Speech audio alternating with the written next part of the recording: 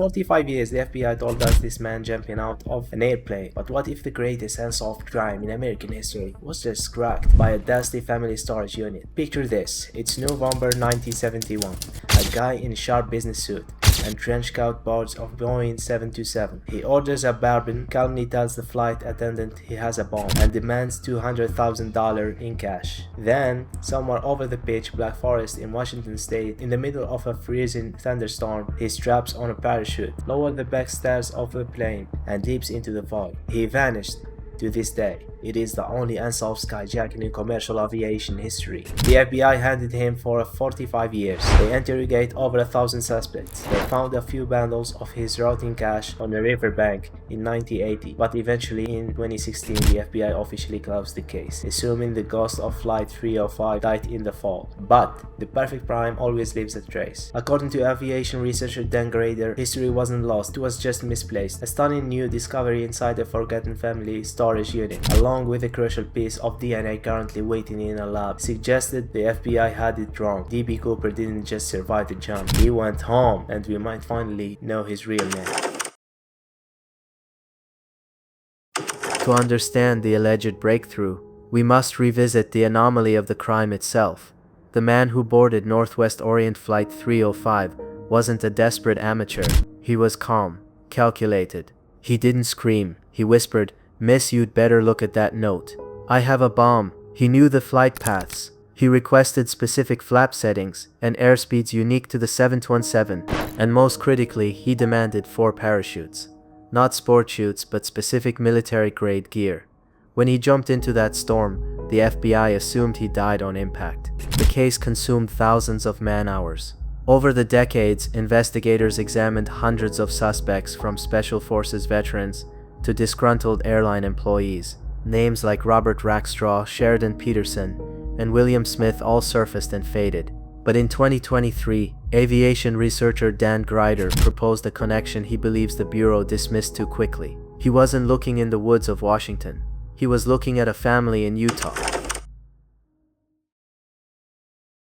Enter Richard Floyd McCoy Jr., a Green Beret, a decorated helicopter pilot who flew combat missions in Vietnam, a demolition expert, a man whose face bore a striking resemblance to the infamous police sketch.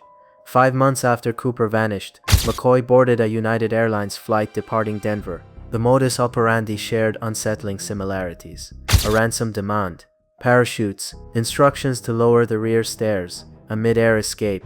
McCoy jumped in broad daylight, survived, and was caught within days after a witness recorded his license plate. He was sentenced to 45 years, escaped prison 2 years later using a fake gun made of dental paste, and died in a shootout with federal agents in 1974. The FBI officially ruled McCoy out as Cooper. Their reasons were specific. McCoy had an apparent alibi. Family members stated he was home in Utah for Thanksgiving 1971. Witnesses on Flight 305 described Cooper as older and with different facial features.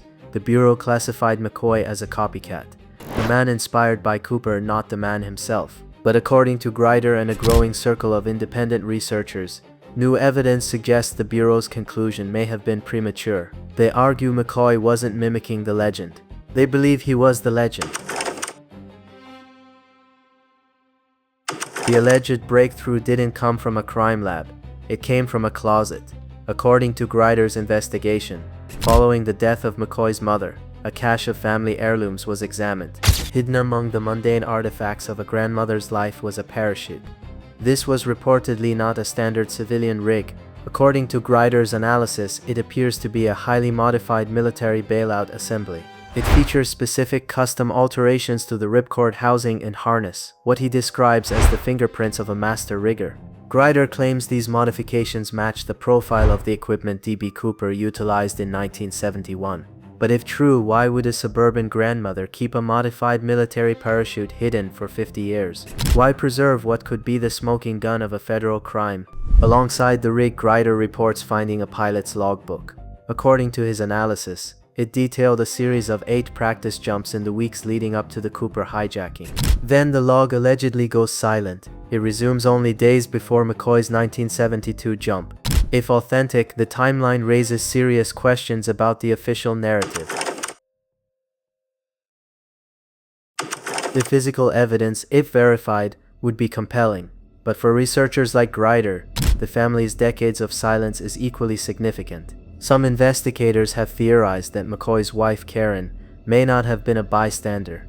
They suggest she allegedly helped plan the logistics and secured equipment. When McCoy was killed, the secret, if there was one, became a burden, potentially passed down to their children. A prison without walls.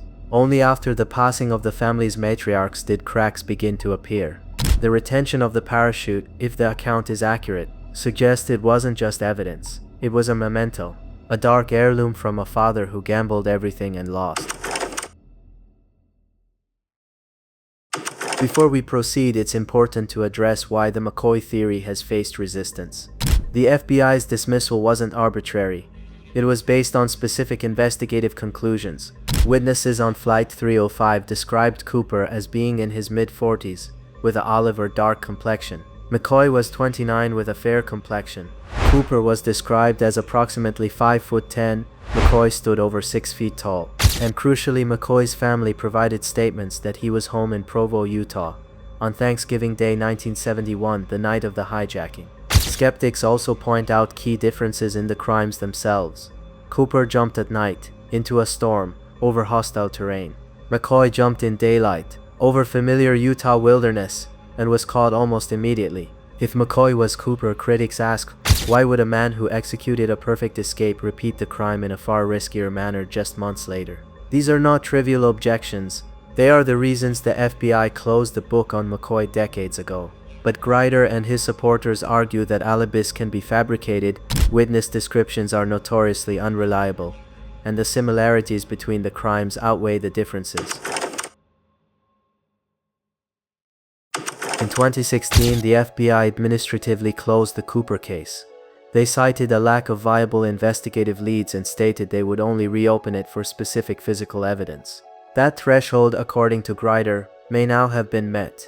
According to Grider's public statements, the FBI has taken custody of the parachute and the logbook. He claims they have held these items at the Quantico laboratory for over a year, but they potentially have something else in their vault, something even more definitive. On the flight in 1971, Cooper left behind a cheap JCPenney clip-on tie. In the early 2000s, the Bureau extracted a partial DNA profile from the fabric. It wasn't enough to identify an unknown suspect, but it could theoretically be enough to verify a known one.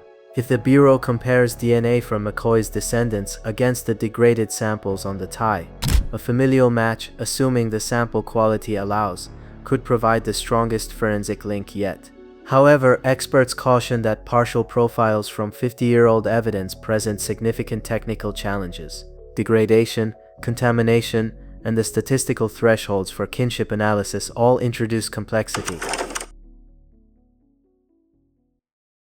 The FBI has remained silent on whether tests are underway. They have neither confirmed Grider's account of the evidence nor commented on its significance. But if his claims are accurate, the length of their retention of the parachute could speak volumes. They wouldn't hold a piece of cloth for over a year unless it warranted serious scrutiny. Richard McCoy Jr. lived a life of high-altitude risk. He died by the gun at the age of 32. For over 5 decades, the world has classified him as an imitator, a man who copied a legend. But if the evidence now under review proves authentic, the truth may be that the man who jumped into the darkness that Thanksgiving Eve didn't vanish. He simply walked away until time caught up with him. The evidence, if verified, could rewrite history. The lab may be working, and the world is waiting. But history has a way of resisting easy answers. For every piece of evidence pointing to McCoy, there remains a counter-argument. For every believer, a skeptic. The ghost of Flight 305 has eluded identification for 54 years. Whether Dan Grider has finally unmasked him or simply added another chapter to an endless mystery, only time and forensic science will tell. So what do you think? Is Richard McCoy the ghost of Flight 305? Or does the FBI's original dismissal still hold weight? Drop your verdict in the comments below, and if you want to see the forensic breakdown when and if the FBI release their finding, subscribe and hit the notification bell. The story isn't over yet. If the DNA matches what happened next, Cooper is dead, McCoy is dead. There will be no trial, no conviction, But the family is involved, and for the historian who have chased the ghost of half a century, confirmation would mean something profound. Closure, vindication, or perhaps a whole new set of questions.